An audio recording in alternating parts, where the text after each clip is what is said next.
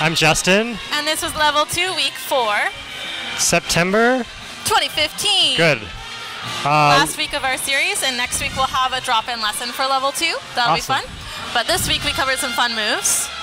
So starting with the ba-dum move. Yes.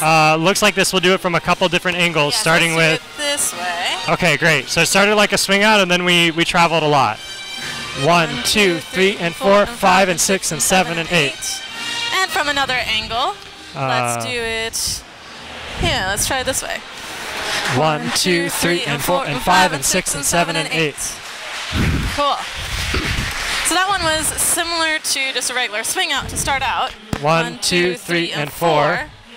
And then from here, we're going to go out to the leader's right, and 5, and 6, and 7, and 8. There's a little bit of a hiccup here, like, and 5, and 6, and 7. That's how Katie knows that we're moving that direction. Really making sure that I'm on the correct foot, that I am on my right foot, so that I can travel on my left, and then we kind of open up our arms. And then after this, we talked about how this move kind of naturally ends with us doing a rock step.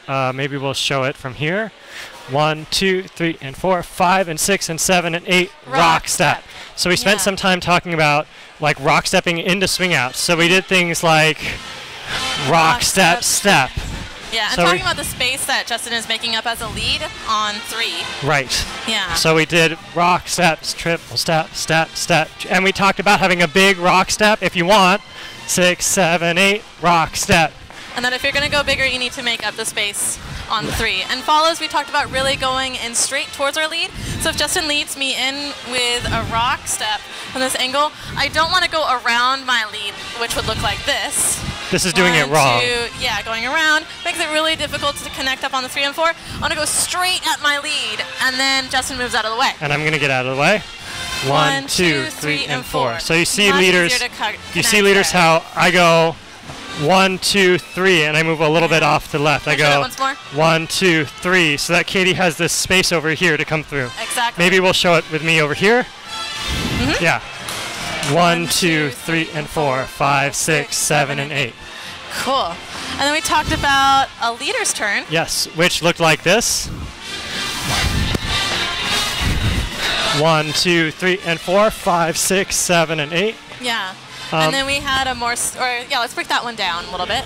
1, 2, 3, and 4. Like most of our other preps. Then it's basically like a forward swing out, but instead of leading Katie over here and getting out of the way, I lead her forward and go under the arm. Yeah, right underneath his own hand. Yeah, and then I just continued my same 8-count footwork of step, step, triple step.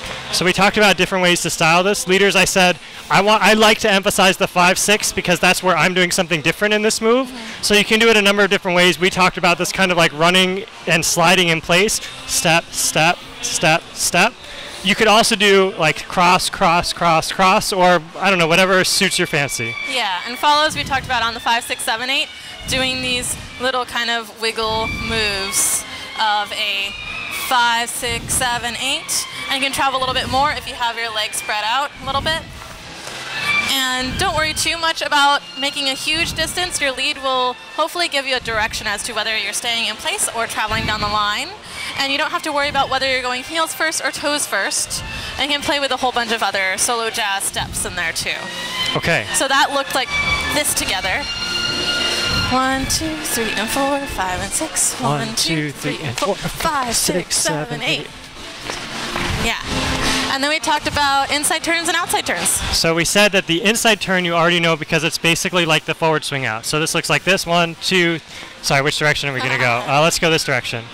Wait, this direction. 1, 2, 3, and 4, 5, 6, 7, and 8. Yeah, and so let's get to the 3 and 4 on that. 1, 2, 3, and 4. And let's actually rotate so that here's 3 and 4. And then what are the leads doing differently? So this is, if this were a forward swing out, I would just step back.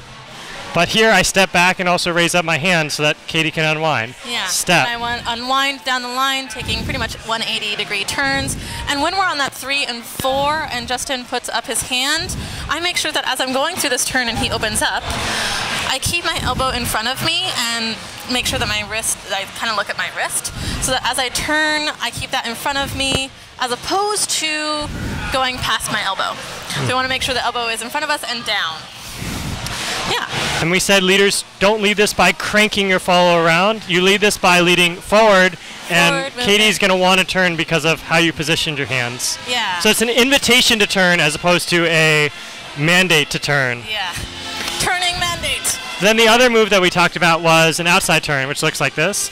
1, 2, 3, and 4. Sorry. 7 outside and turn. 8. 3 and 4, 5, 6, 7, and 8. And we said that this one is just like the free spin that we covered a couple classes ago. 5, 6, 7, and 8. It's led entirely with my right hand. The outside turn 2, 3 and 4, 5, 6, 7, and 8. And let's turn the other direction so we can get another view on that. Okay, so I'm trying to show that I'm not leading anything with my left hand at all. 1, 2, 3, and 4, 5, 6, 7, and 8. Yeah, it's much more comfortable than cranking your partner around. And again, follows I'm keeping my elbow down and in front of me and just unwinding down the line 180-degree turns. Okay. Yeah. That was it, and then we reviewed, and you have all the videos to review yourself. Yeah, you guys did an awesome job. Thank you so much for coming to our class.